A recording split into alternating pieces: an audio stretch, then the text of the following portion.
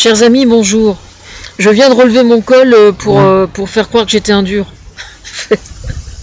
Je suis contente parce que j'ai réussi à trouver un endroit où je suis un peu protégée du vent tel qu'il est orienté. Je sais pas combien de temps ça va durer, mais enfin.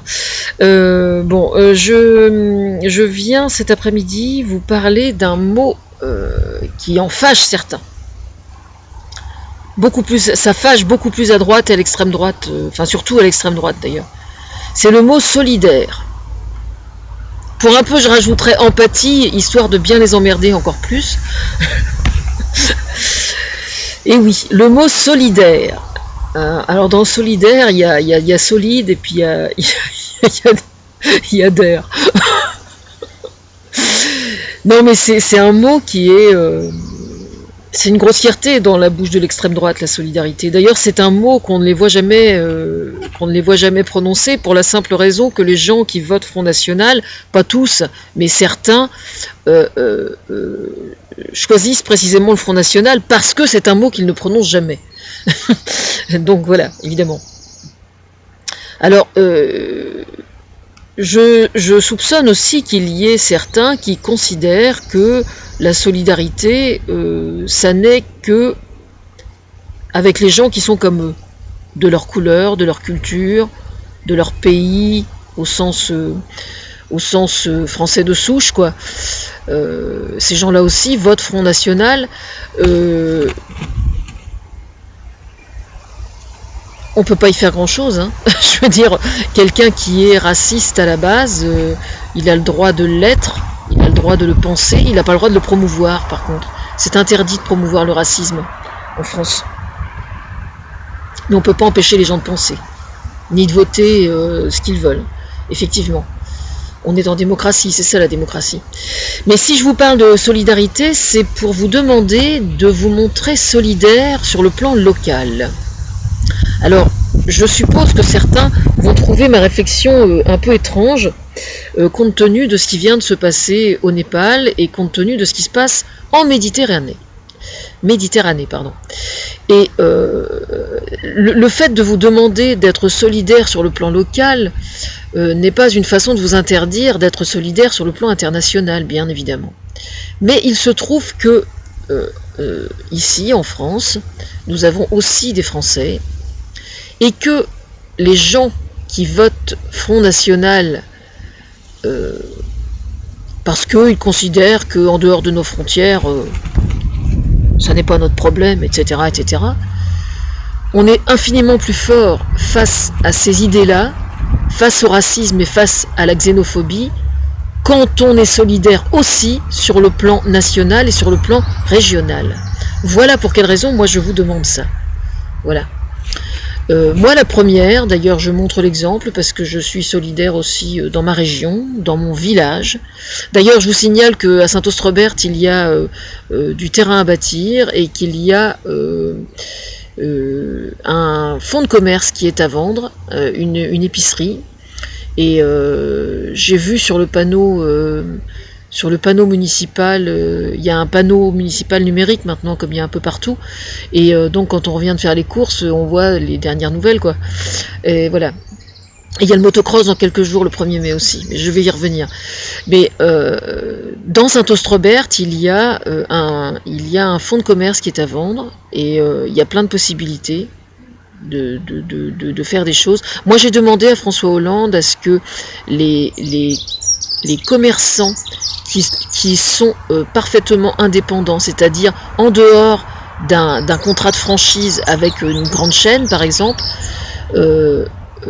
bénéficient de certains avantages. Alors, c'est pas à moi d'en discuter sur la nature des avantages, mais pour moi, il est vraiment très important qu'ils bénéficient de certains avantages. Je vais vous expliquer pourquoi. C'est que la vivacité des petites communes, enfin des petites villes ou des villes moyennes est largement dépendante de cette législation, parce que si vous prenez une chaîne de magasins de vêtements par exemple, hein, une chaîne de franchise d'une marque, je ne veux pas citer de nom parce que ça va fâcher les gens, d'autant plus qu'il y a des gens là-dedans que j'inspire, donc c'est pas la peine que je foute la merde non plus, mais je veux dire par là que quand il y a un magasin à vendre dans une petite ville, ça n'est pas une chaîne de franchise qui va venir proposer quelqu'un pour faire tourner la boutique, quoi. Eux, ce qui les intéresse, c'est les zones commerciales ou c'est les villes moyennes, les villes qui sont suffisamment grandes. Hein. Ils font des études de marché avant, et donc ils misent sur un chiffre d'affaires. Et si le chiffre d'affaires, si les prévisions du chiffre d'affaires ne sont pas suffisantes, vous pensez bien qu'ils ne vont pas venir y poser leurs billes. Hein. Alors que le commerçant indépendant, lui, il est intéressé. En général, il va investir dans son coin, c'est quelqu'un du coin, souvent. Moi, j'ai le problème, c'est pas un problème, mais à Pavilly, par exemple, il y a plusieurs commerçants. Moi, j'ai toujours vu, par exemple, à Pavilly, des gens du coin, hein, des gens que je connais, qui ont acheté ou qui ont monté un magasin, qui ont repris un magasin, etc. Et puis évidemment, bon là, depuis quelques années, comme par hasard, ça ne ferme plus. Mais quand même, j'ai vu depuis 20 ans ou 30 ans, j'ai vu énormément de gens que je connaissais tenter leur chance, ouvrir un magasin, et puis ça fermait au bout de 6 mois, 1 an et demi, parce que ça marchait pas. Bon, mais une franchise, elle serait pas venue proposer ses services pour reprendre le magasin. Vous voyez ce que je veux dire? C'est pour ça que je demande à François Hollande de faire le nécessaire au sein du gouvernement pour que les particuliers qui veulent reprendre un magasin en dehors d'une franchise aient certains avantages, parce que ça va être un moyen juridique de revitaliser les campagnes. C'est pour ça que c'est important. Voilà. Et puis il y a aussi par rapport, je bouge la table de mon ordinateur, je suis désolée. Par rapport à la vivacité des régions aussi. Il y a 2 choses importantes qu'il faut savoir. Il y a une émission à la télévision qui s'appelle Food Truck. Ça consiste, le food truck, c'est un petit camion où les gens font à manger et puis ils vont dans différents endroits pour proposer leurs trucs. Bon, l'émission déjà est vachement bien. Hein. J'ai regardé encore la semaine dernière et j'ai regardé une fois, mais j'ai pas le temps de regarder plus, quoi. Mais le principe est vraiment bien parce qu'il propose à des gens d'innover, quoi, et de proposer quelque chose de particulier, et c'est un accompagnement y compris dans la gestion, dans le prix de revient de ce qu'ils font, etc., etc. Donc c'est pas du tout uniquement axé sur la qualité du truc qu'ils vont proposer à manger, mais c'est vraiment proposé au contraire comme comment dire, une forme d'initiation pour celui ou celle qui aurait ce type de projet. Bon, alors évidemment, ce qui est un petit peu dommage, c'est que j'ai remarqué quand même que ceux qui gagnent en général, ce sont des gens qui ont déjà des restaurants, donc ce ne sont pas des gens qui vont ouvrir un food truck. Mais bon, enfin, ça fait deux fois que je remarque ça quand même. Mais ceci dit, c'est intéressant quand même. Bon, alors je rappelle juste que une des raisons pour laquelle ils ont fait cette émission-là, notamment, c'est qu'une fois j'étais allée en Bretagne, j'étais allée du côté de Haute-Zouave, là, et j'avais rencontré justement sur le bord de l'autoroute une femme qui vendait des frites. Elle faisait rien de particulier au niveau nourriture, mais bon, n'empêche qu'elle était là et que j'étais bien contente de la trouver. Ça faisait je sais pas combien de centaines de kilomètres que je faisais où j'avais rien trouvé à manger, quoi. Et donc elle avait signé un contrat avec la région, je pense, pour proposer à manger. Et j'avais trouvé ça vachement bien. Et en fait, le très gros avantage du food truck, c'est que ça va permettre de proposer une forme de restauration dans des zones où il n'y a pas de restaurant. Voilà. Donc ça, c'est quand même très intéressant. Parce qu'il faut savoir, notamment, que la population française étant en train de vieillir, c'est comme ça, on n'y peut rien, il y a quand même de plus en plus de gens donc, qui ont plus de loisirs. Il y a une espèce de drôle de petite mouche ou je ne sais quoi qui... Tiens, il y a Thomas Fersen qui me fait coucou. Bon, et sur Skype. Et il se trouve donc la petite mouche ou guêpe, je ne sais quoi, était orange vif. Et ça n'était pas le truc du lys, là. Hein.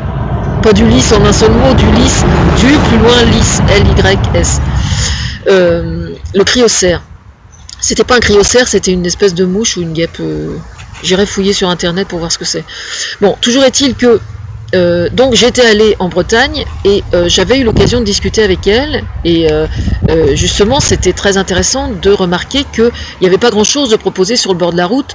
Elle avait expliqué en fait qu'elle venait du nord, elle était originaire du nord de la France, elle avait de la famille en Bretagne.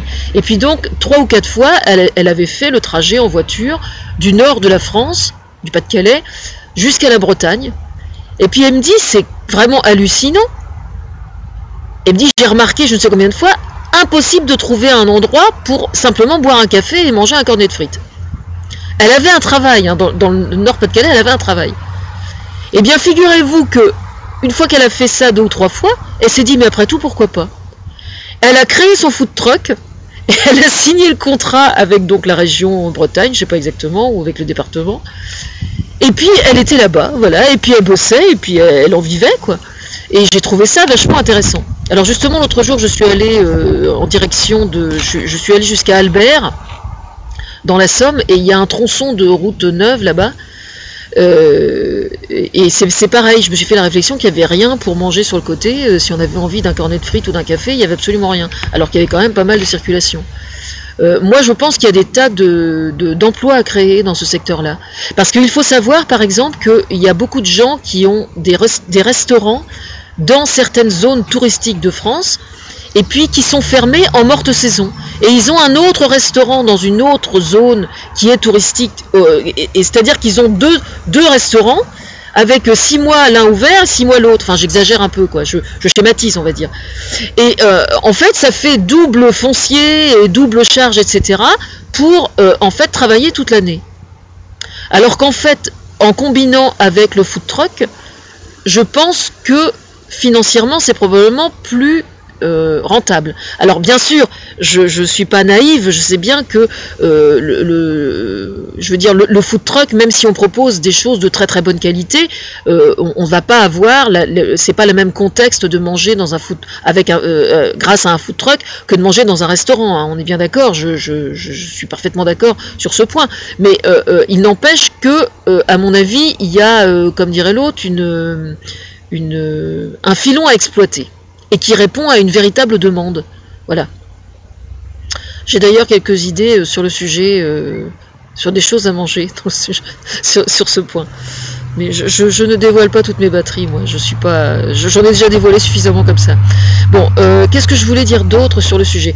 Pour faire revivre des secteurs en France qui sont, si ce n'est à l'abandon, malmenés, on va dire, il y a évidemment les institutions qui existent et qui doivent fonctionner et qui doivent fonctionner correctement. Alors je pense notamment à certaines villes où le Front National a fait malheureusement un score trop important aux dernières élections, et où on se rend compte par exemple qu'Internet ne fonctionne pas. Alors qu'il y a des entreprises qui fonctionnent, les entreprises ne parviennent même pas à envoyer des fax ou à envoyer des documents. Ça, c'est quand même très grave. Alors ça, ça pour le coup, le particulier n'y peut vraiment rien. Par contre, quand on habite ces zones-là, il y a la possibilité d'investir dans son coin. Et là, justement, c'est pour ça qu'en début de vidéo, je vous expliquais qu'il était important d'être solidaire sur le plan local. C'est parce que justement, c'est en étant solidaire sur le plan local qu'on peut le mieux lutter contre l'extrême droite et contre les idées du Front National. Ça, c'est extrêmement important de le comprendre. Ce midi, justement, au journal sur France 2, il y avait le cas d'un prêtre qui a fait une vidéo sur Internet pour récolter des fonds afin de remettre en état son abbaye. Alors évidemment, ça m'a fait sourire parce que je connais quelqu'un qui fait des vitraux dans le coin, là, qui s'est installé à côté d'un copain qui répare mon ordinateur quand il y a un problème. Et il répare justement ici au Normandie, il répare les vitraux dans les églises, les cathédrales et tout ça, et il en vit bien, quoi. Enfin, il en vit correctement, en tout cas. Il a du travail. Et ça, c'est super intéressant aussi. Alors, comment investir près de chez soi? On a de l'argent à placer. À mon avis, c'est beaucoup plus sûr, en plus, beaucoup plus valorisant intellectuellement et beaucoup plus sûr financièrement aussi d'investir dans des entreprises qui sont près de chez soi. Ça, c'est mon point de vue, vraiment. J'en suis absolument persuadée. Notamment, alors comment faire? Moi, je vous propose de visiter d'aller poser la question à certaines banques, que je ne citerai pas, qui paraît-il, qui ont comme argument publicitaire qu'ils font vivre, qu'ils prêtent de l'argent aux entreprises locales et que donc il était cohérent que leurs clients en fassent autant. Eh bien écoutez, si vous avez de l'argent à placer, allez les voir, peut-être qu'ils ont des choses intéressantes à vous proposer. Sinon, moi je vous propose d'aller voir votre notaire. Vous allez voir un notaire et normalement le notaire doit vous indiquer quelque chose. J'ai trouvé un article aussi ce matin, je suis en train de chercher ma petite croix. J'ai trouvé un article aussi sur investir près de chez soi dans l'immobilier. Parce que selon que le marché est porteur ou pas, il conseille ou pas d'investir près de chez soi. Moi je trouve que c'est mieux que le propriétaire n'habite pas loin des appartements dont il est propriétaire, pour la simple raison que s'il y a le moindre problème, eh bien on sait à qui s'adresser, c'est infiniment plus sain. Je trouve. Enfin moi j'ai pas de locataire, j'en aurai peut-être un jour, mais si un jour j'en ai, je veillerai à ne pas être loin dans la mesure du possible, ou d'être facilement joignable en tout cas. Ça me paraît la moindre des politesses. Voilà. C'est tout ce que j'ai à dire sur le sujet pour l'instant, aujourd'hui. Le vent a été correct.